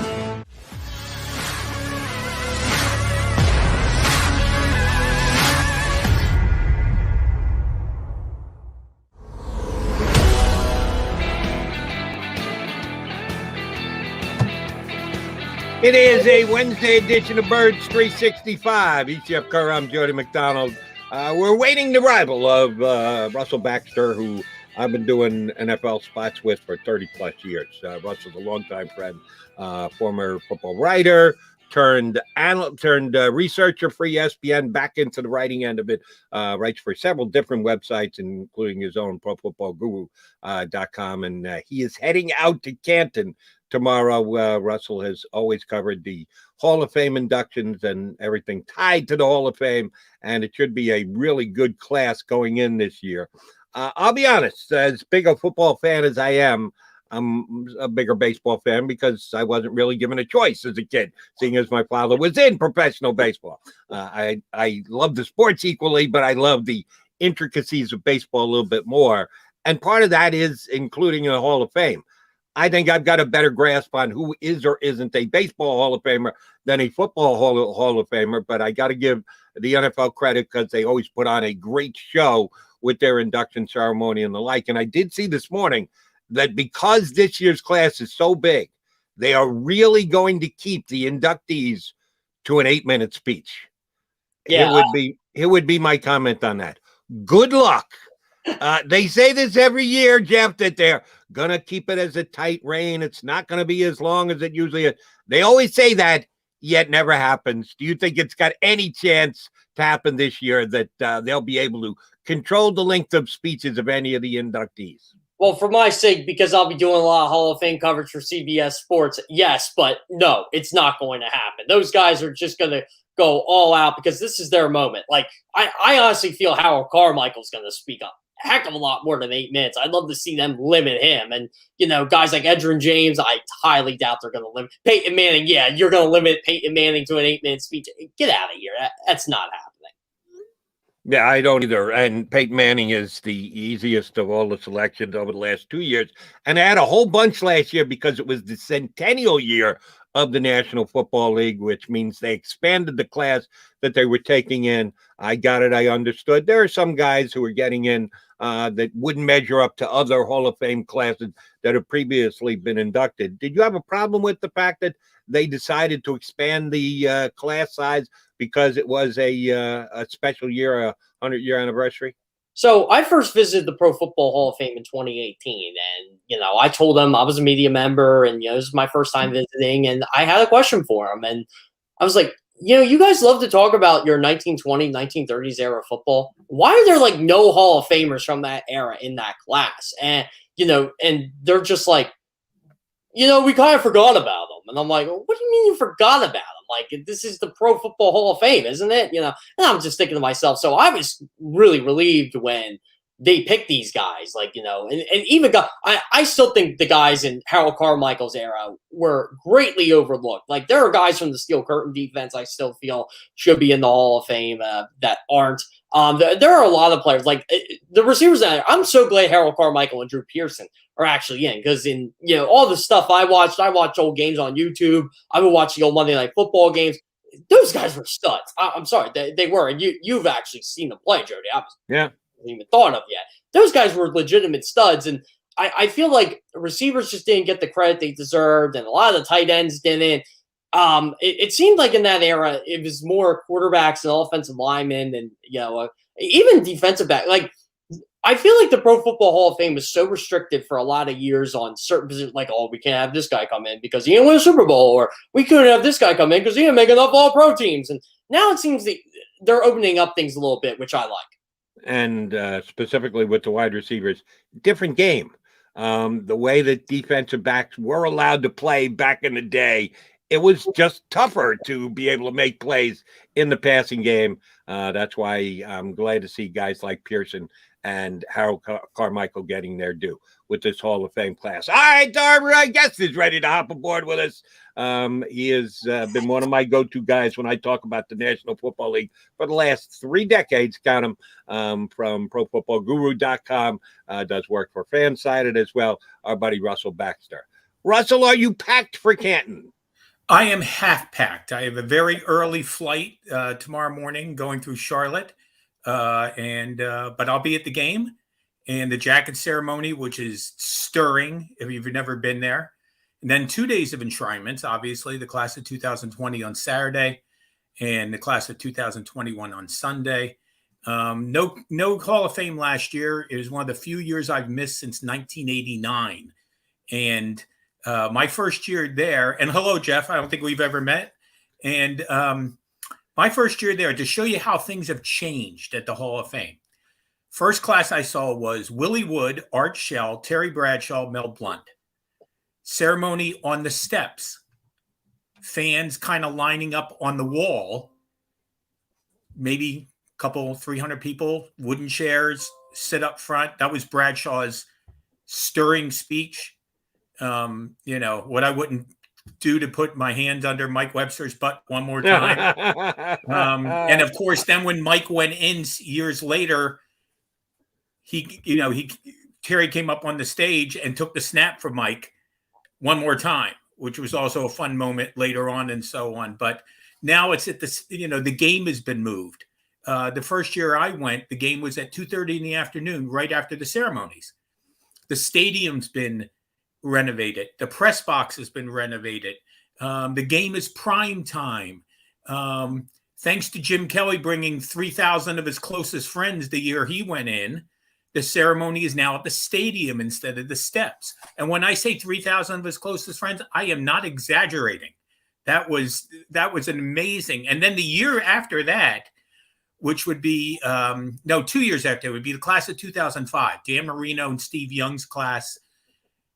To this day, Jody and Jeff, I have never seen more of one jersey of one player in a single place than Dan Marino's jersey the year he went into the Hall of Fame. It was if they were giving them away. Okay? Like Crazy Eddie. We're just giving it all away. So The state, I mean, it was, I would say, anywhere from 35 to 40% of the people there, not only just there for Marino, but just wearing his jersey as well. I can report, though, I did not see any isotoner gloves on any of those guys as well, though. So. Now, Russ, you mentioned the stadium, and I kind of wanted to bring this up. And I said to Jody, the first time I ever was there was in 2018, and they were in the middle of that renovation. Yes. And when I was talking to people in Canton, they said the old Fawcett Stadium was an absolute dump. And I remember the fiasco, I think it was 2016, 2017, when the Hall of Fame game was pretty much canceled because of the field conditions. Yeah. How much did they improve that? Well, like I said, I wasn't there last year, but they dramatically improved it. And if I remember, I think it was 2016 that you're talking about. And that had something to do with that they put the wrong paint on the field and it dried and it got sticky and then you couldn't use the field. So whoever the maintenance people were, remember, this is a high school football stadium that they've turned into a bigger place. And I always like to point this out, regardless if it's what's going on there or the Hall of Fame election process and all that stuff. The NFL does not run the Pro Football Hall of Fame. They support it. That's why it's called the Pro Football Hall of Fame. But of course, you know, annually you get the conspiracies of, well, the NFL is trying to keep this guy out and the NFL is trying to keep that guy. It has nothing to do with it. I've known people there, like I said, more than 30 years. Joe Horrigan, who recently retired.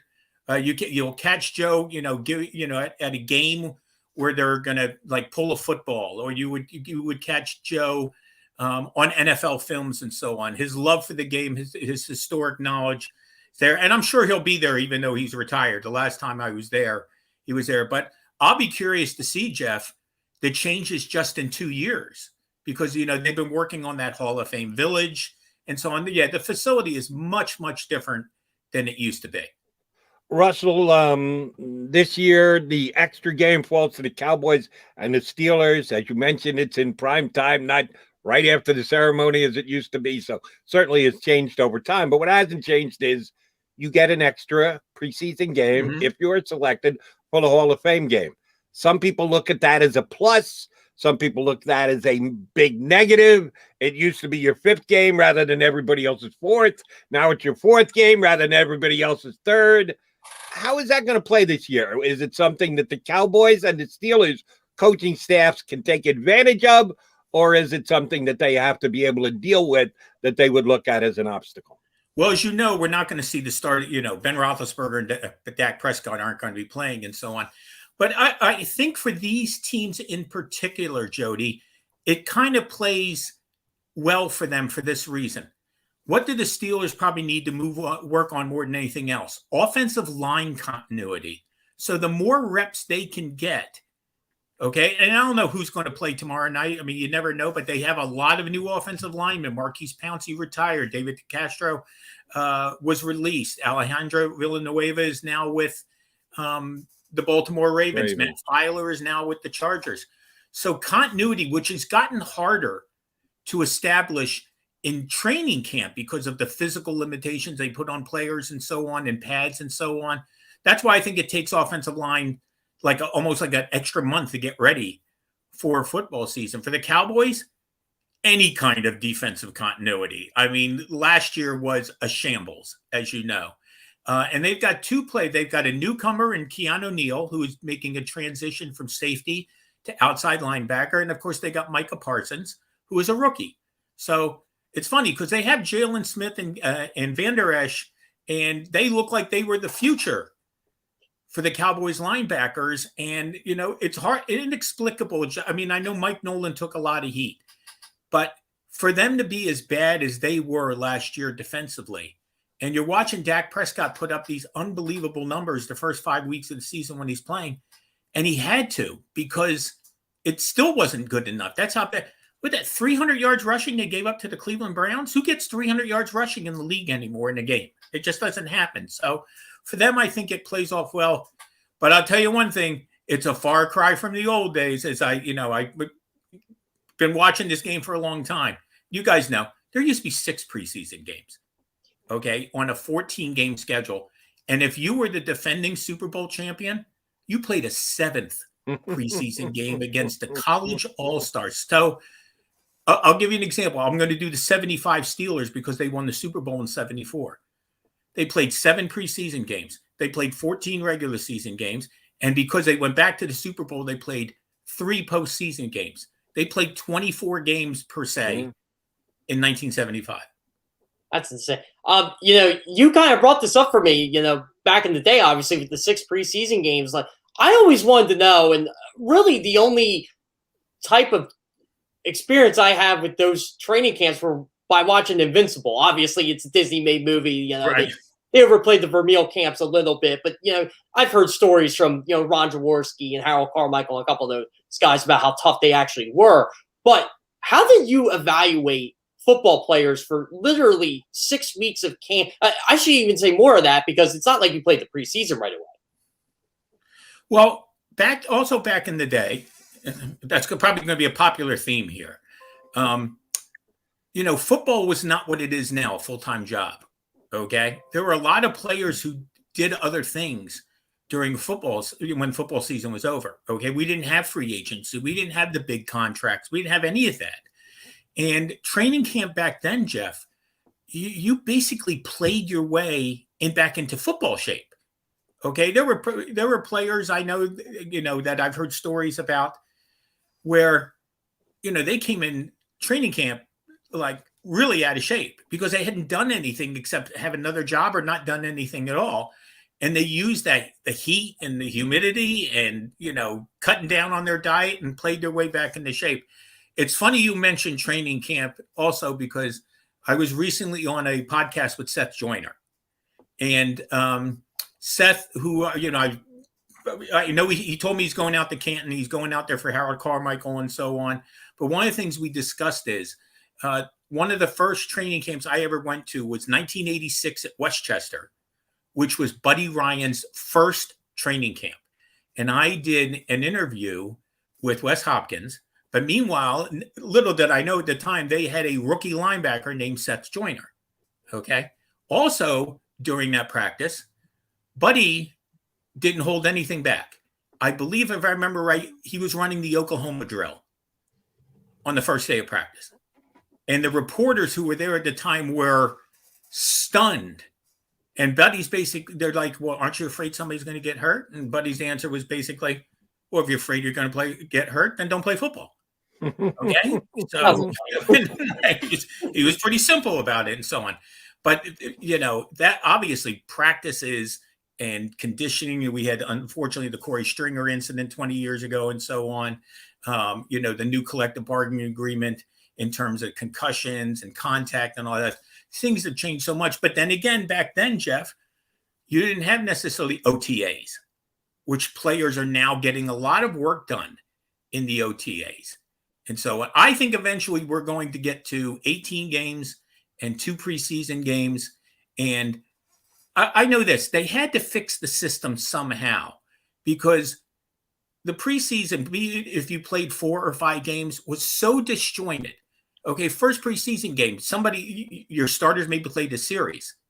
Second preseason game, maybe a quarter. Third preseason game, quote unquote, the dress rehearsal, where we're going to play the starters for a half, maybe into the third quarter. Fourth preseason game, you shut everybody down. So all that rhythm that you built up, if you had any rhythm at all, went by the wayside because the season didn't start for another 2 weeks. I think if they go to 2 preseason games, Jody and Jeff, they'll play them with a little more, quote unquote, urgency, and maybe have a little more rhythm going into an 18-game season. An 18-game season for the pros is not that unusual. Ask the USFL, the old USFL, and ask the CFL. They both played 18-game regular seasons. Russell, you usually have a better grasp on this than a guy like myself. And I do try and stay on top of it, but I know that you're better at it than me. A couple of years ago, it's not the first time it happened, but a couple of years ago, and I picked up on it week 1, because we're geeks. We watch week 1 preseason games like they really matter. It's just the fact that we've been starved for football for months, and you just love to get it back into your viewing and into your head. The NFL will put an emphasis on something to start a season. And you will know that by the way they call the exhibition games. A couple of years ago was using the helmet as a weapon, the crown of the helmet. And damn if there just wasn't flag after flag after flag of he's using the crown as a helmet. You can't use the crown. And I said, they can't do this. It's just blatantly slowing the game down. It's asking players to play differently than they've ever played before. Yes. There wasn't enough build up to it. And yes, by the time the regular season came around, they had gotten onto the same page with their referees, and it wasn't called as much as it was in the preseason. Is there any major point of emphasis this year when the game is played tomorrow night and the following week when everybody plays exhibition football? Is there going to be something we need to be on the lookout for, need to be watching for, as far as maybe the referees will be calling the game differently than they previously have? I don't think so, at least not this year, okay? The biggest news surrounding the league still remains COVID. Okay, as far as availability and teams being vaccinated, there was a report yesterday that the Vikings have the lowest vaccination rate in the league. Other teams are doing very, very well. That seems to be, if you watch the transaction wire every day, this guy goes on the COVID list, this guy comes off the COVID list. So there's a degree of that. But field-wise, I don't think so, Jody. I don't. Last year we had, for the fact that we had no preseason last year, and we basically had the highest scoring season in the history of the NFL, tells you that, well, maybe the offensive players have more fun during the OTAs than the defensive players, because there was some horrendous defense last year, under the radar last year. The Lions gave up the second most points in a season in NFL history last year. They were worse than the Cowboys. Yeah, even worse than the Cowboys. What happened to the Vikings? How do you go from giving up 303 points to 475 in 1 year? That's Mike Zimmer's Minnesota Vikings.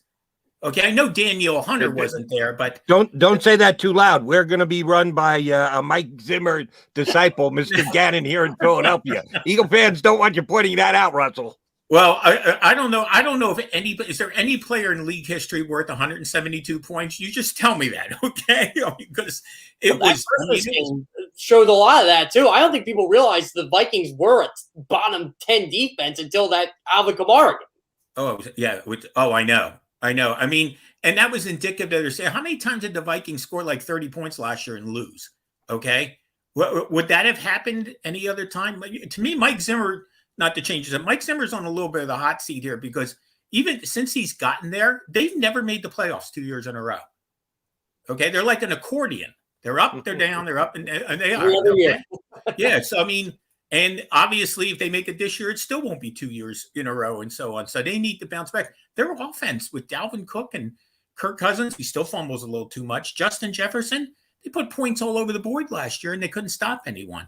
So to answer your question, I don't know if there's anything there's really going to be looked at, but I laugh about that lowering the head thing from a couple of years ago. Remember the rule about running backs weren't able to lower their head and so on? Was that ever called in an NFL game? I never saw it called. But it was called. It was called on a weekly basis during the preseason. Yes. Oh, they flagged the heck out of it in all those preseason games. Yeah, they listen. The league looks and listens. I always, what a two-gap defense. It's read and react. The league is a two-gap league. They read and they react, and that's why you see this tweak here and that tweak here, because they're listening to their customers. They're listening to their fans. Their fans don't want the game stopped. They don't want their game stopped like the final 12 minutes of an NCAA basketball tournament game. Now, Russ, I know this weekend's about celebrating players that are in the Pro Football Hall of Fame, and there was one Eagle I would bang the table for to get into the Hall of Fame.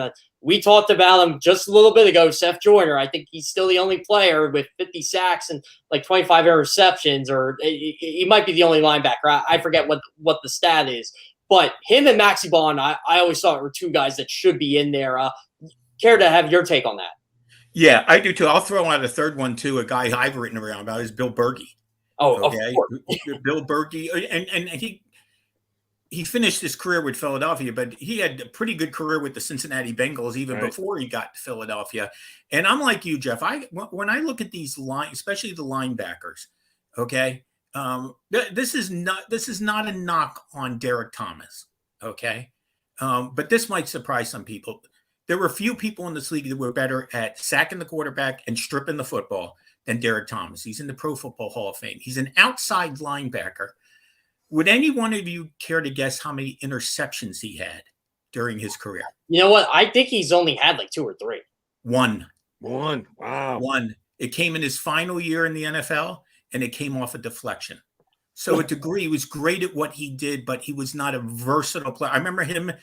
I think it was him and Neil Smith got yanked out of the 1993 AFC title game at Buffalo because they couldn't stop the run. Okay. I mean, they put him on the sidelines because they couldn't stop the run. They knew the Bills were going to run.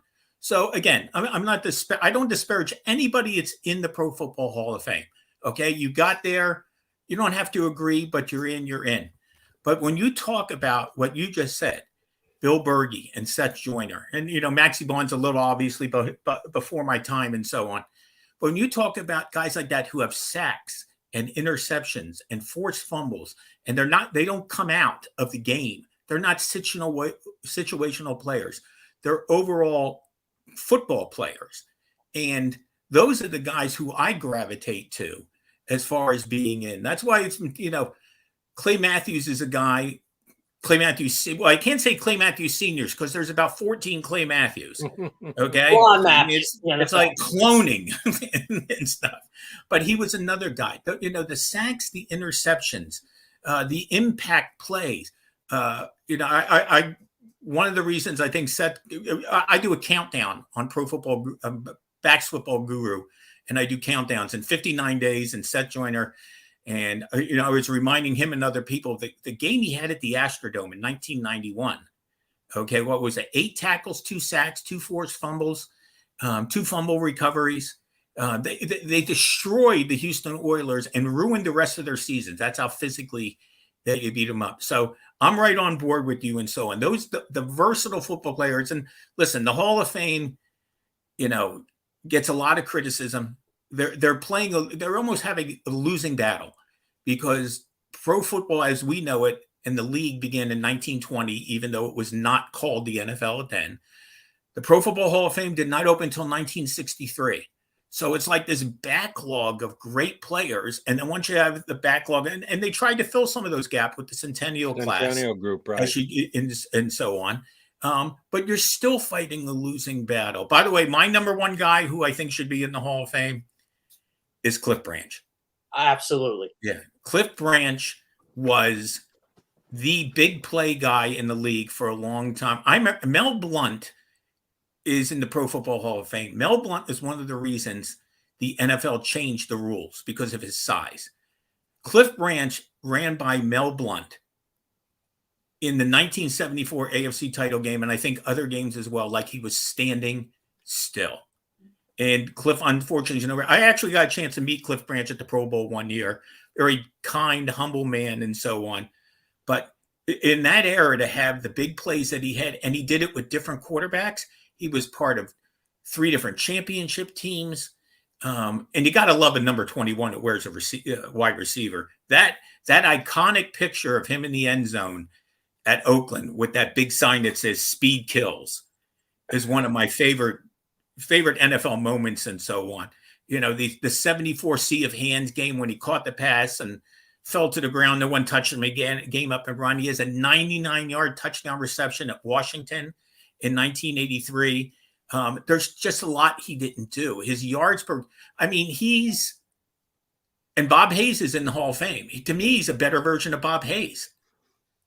And Russell, you and I are old enough to remember him catching 55, 60 yards, ball in the air from the Mad Bomber Darryl LaMonica. And by the way, I'll just throw out this. Most of his career played before the rules changes. Okay, in 1978, which opened things up for the passing game. That's when you could maul receivers, and Cliff got mauled a few times.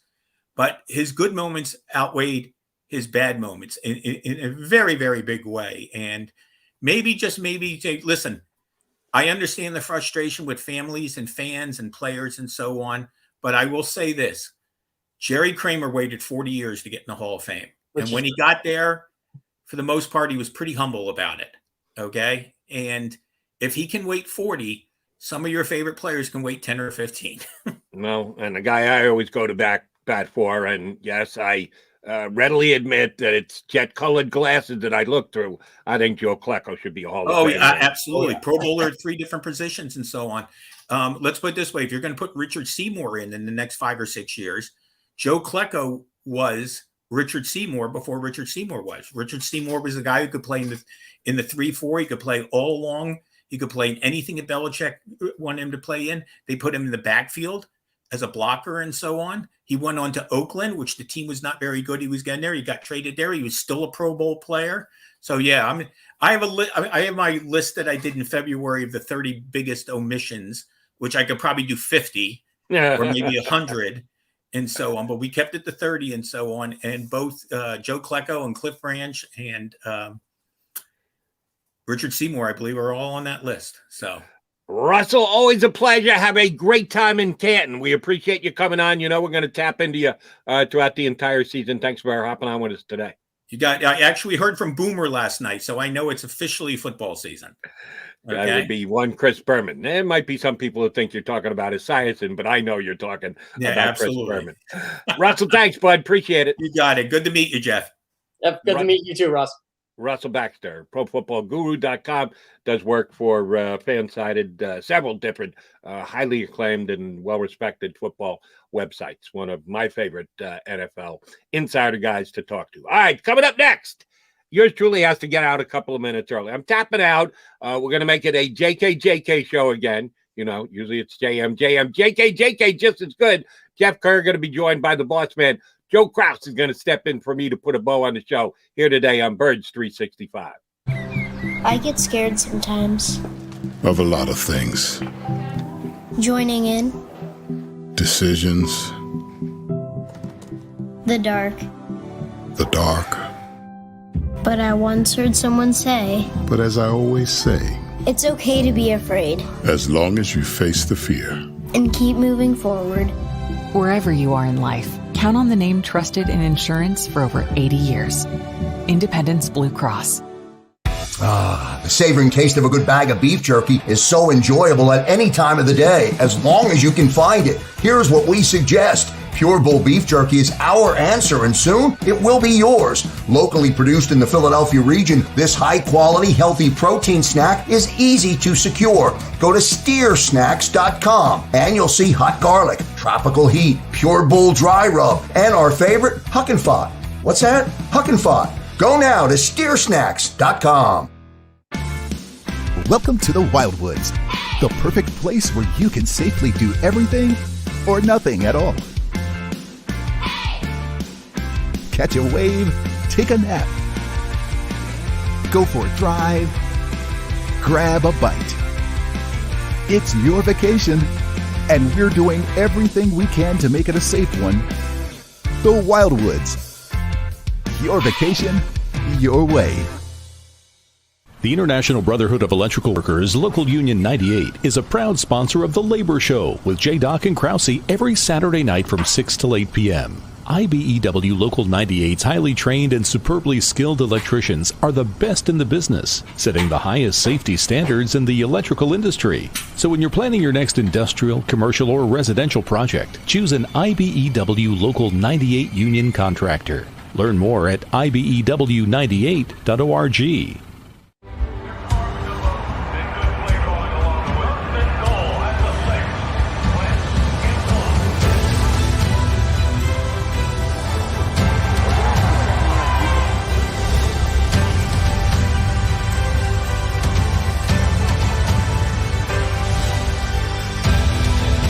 Field of life, First Trust Bank is there for you.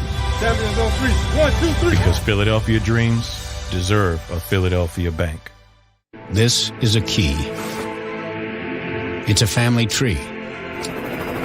It's a pair of wings. It's a secret handshake. And a ticket to anywhere in the world. It's more than a uniform. It's the door to a world most people only dream of. There's Strong, and then there's Army Strong. Try it on at GoArmy.com.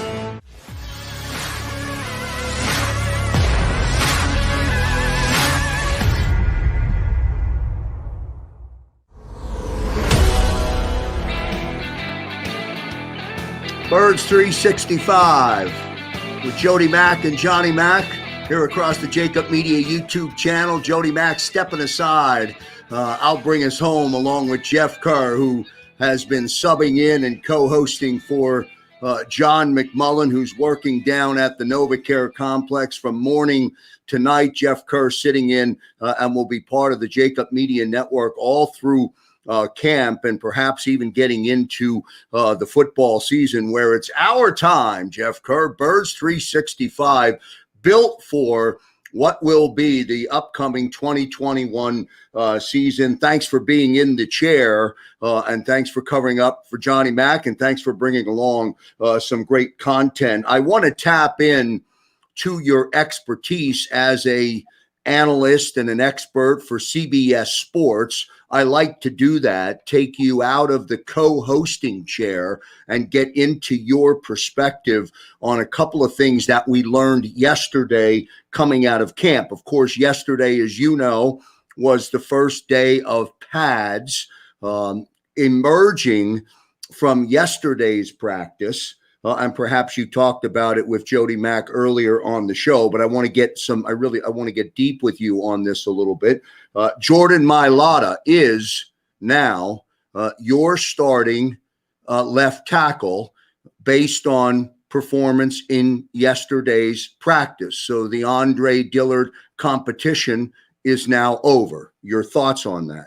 Yeah, do we want to call it competition at this point, Joe? I mean, really, I kind of said this to Jody. If you're a racing fan or an auto racing fan per se, they always measure car lengths. I said it was 10 car lengths before, which is a couple seconds. It might be 15 now. He's pulling away from the field, if you will. It's not even close at this point. Jordan Mailata should be the starting left tackle of the Philadelphia Eagles come week 1. With that statement being true, assumed to be true, and accurate, do you now feel any differently about the big uglies, about the offensive line on this team? Coming into the season, it was identified as one of the big strengths. It still is, and now Mailata will anchor that left side. Yeah, I do. I'm still really high on this offensive line. And again, we got to get Brandon Brooks healthy first. The Eagles got to make sure he's ready to go by week 1. I know John McMullen's not too worried about it. I'm not either, so I got to agree with him there. But overall, you got to look at this offensive line as it's currently set up. Jordan Mailata, Isaac Seumalo, Jason Kelce, Brandon Brooks, Lane Johnson. To me, that's a top 5 offensive line. And if Andre Dillard was the left tackle, I would say it's a top 10 offensive line, because I don't think Andre Dillard is a bad football player, but he is having a bad camp. And there's nothing wrong with having depth, but there aren't that many good left tackles in this league, and the Eagles could get some value for Andre Dillard if they chose to go that route. But I would think I'd keep him around just in case something happens. Jeff, put some perspective for us and for those watching here on the JAKIB Media YouTube channel. I know it's an obvious question on the surface, but what can a top 5 offensive line mean to a second-year player, quarterback, Jalen Hurts, who only played the last 4 games of the 2020 season, finds himself in a position right now going into the season short on weapons and short on talent? What does that offensive line mean to Jalen? What does it mean to the formula? How does it help him? Oh, it's huge. And I'll go back in time a little bit here. The 2000 Philadelphia Eagles, for example. And that's, my first teams I remember were the Ray Rhodes teams, but that 2000 team was the first really good Eagles team I remember. And they weren't exactly great per se, but McNabb had an MVP type year, and everybody on that offensive line started all 16 games. Trey Thomas probably should have been the Pro Bowler. John Welborn was really good. Jermaine Mayberry was really good. John Runyon, they added that offseason. That was their big free agent signing, and he was a blessing in disguise for them.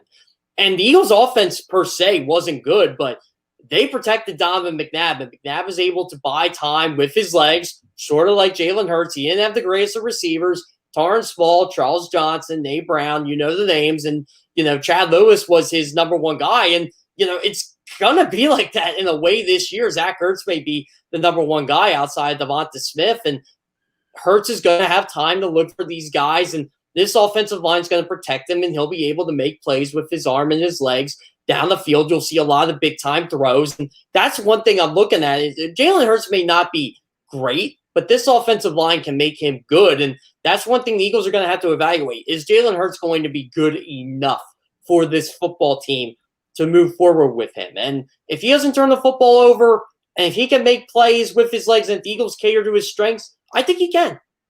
Like many Eagle fans, I was so excited when Devontae Smith was drafted. And I was excited because of the dynamic of his relationship, his previous history at Alabama with Jalen Hurts.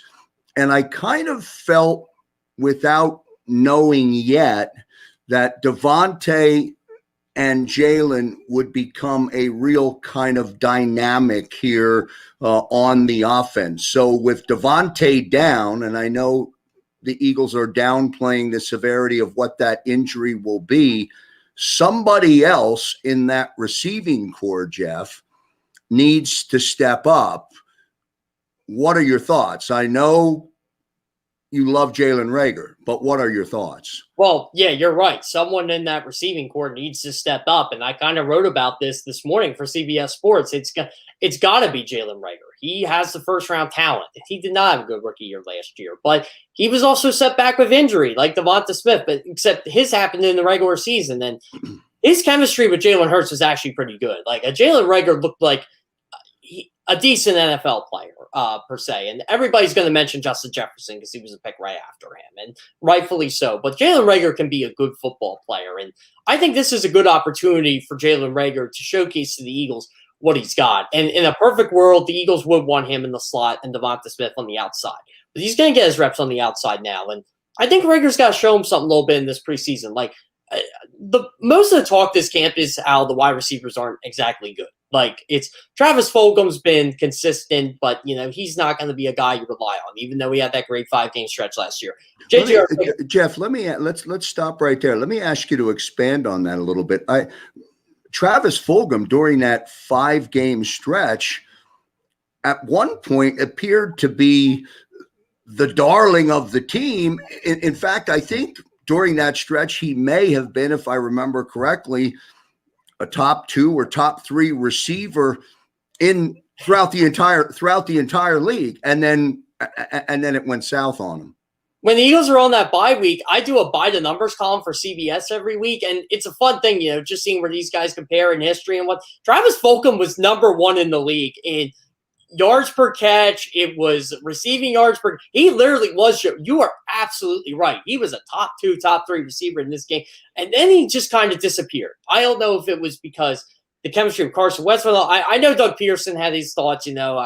He kind of linked that he got complacent. I don't know if that was the case. I just think more teams doubled up on him, and this is the thing.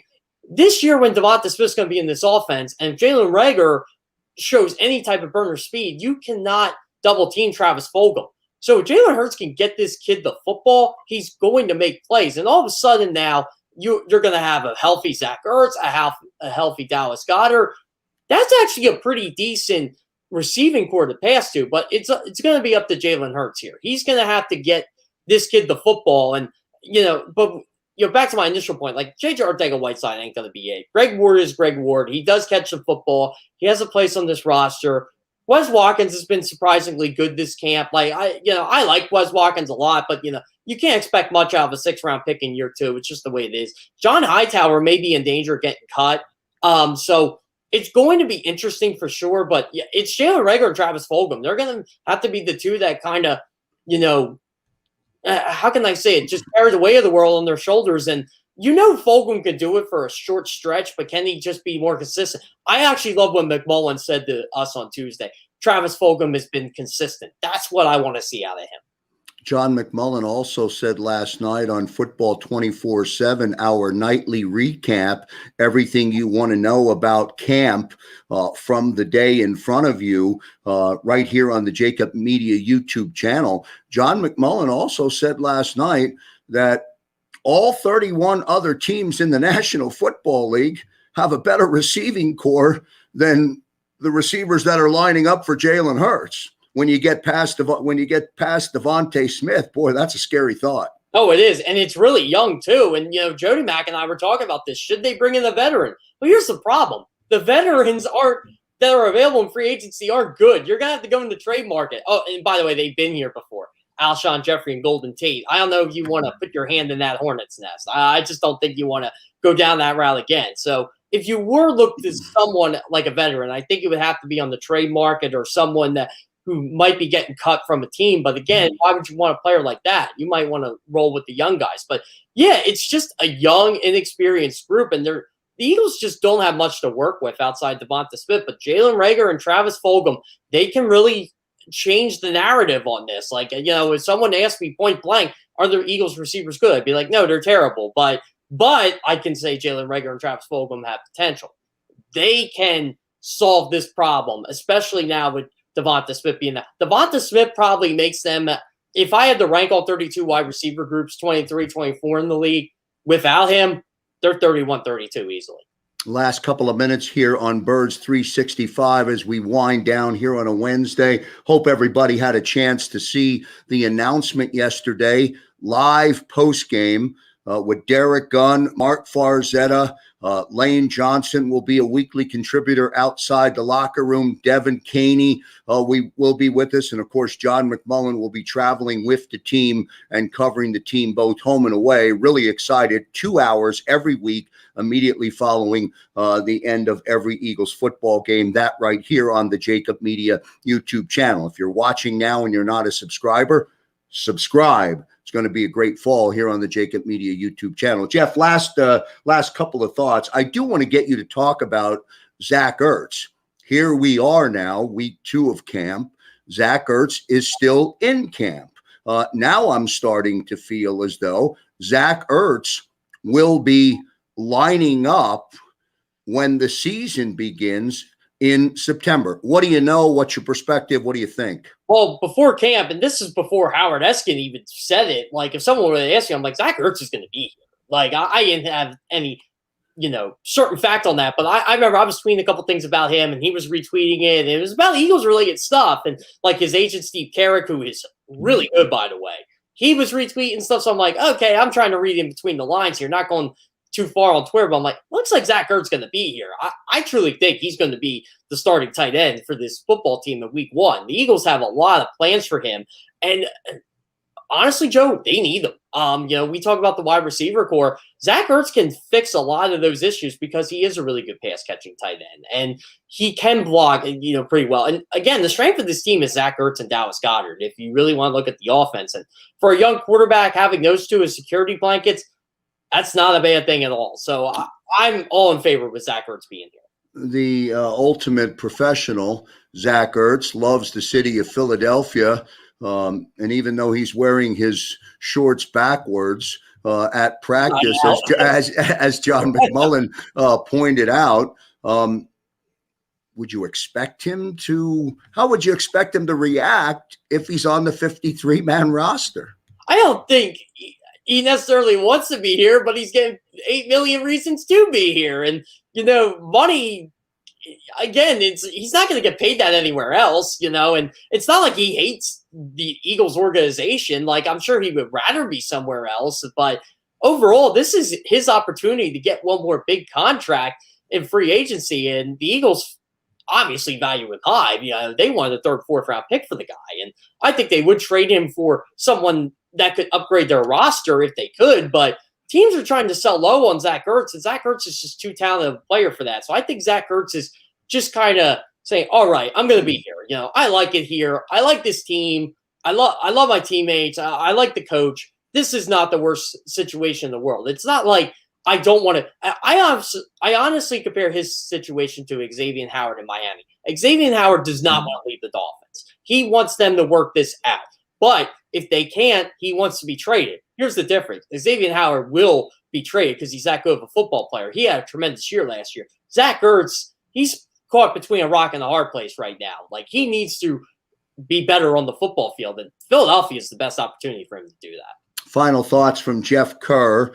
from a national perspective. You'll get the local perspective as he sits in the chair every day here on Birds 365. Jody Mack and Johnny Mack. Jeff Kerr sitting in for Johnny Mack on a daily basis, doing a great job bringing our viewers great perspective.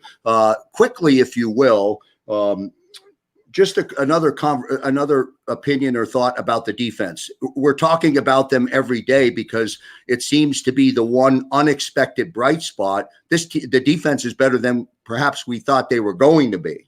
Absolutely. And, before the season, I'd be like, okay, I was really worried about the Eagles at quarterback. And then they signed Steve Nelson, and I'm like, okay, this fixes a lot. And McMullen has talked about this too. Monte Max can go in the slot.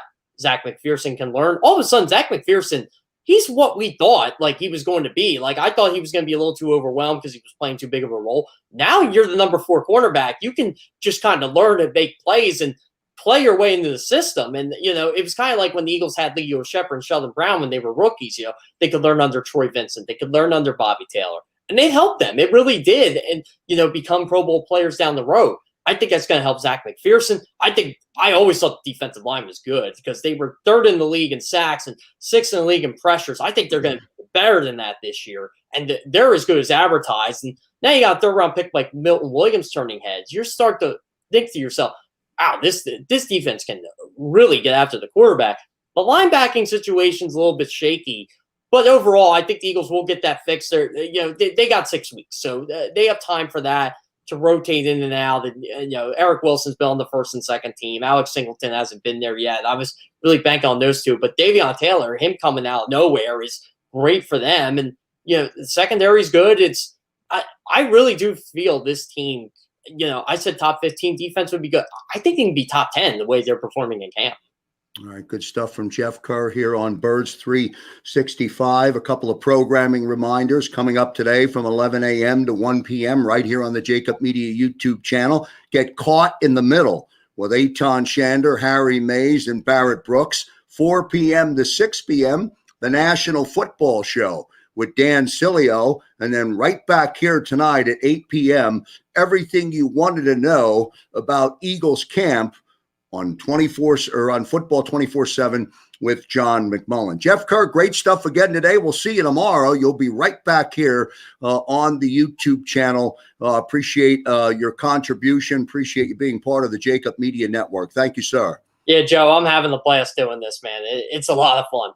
All right, good stuff. That's going to do it for this edition of Birds 365. On behalf of Jody Mack, Johnny Mack, and Jeff Kerr, I'm Joe Krause. See you next time, everybody. If you missed any of today's show on the JAKIB Media channel, listen to the podcast on your way home. Available on YouTube, Apple,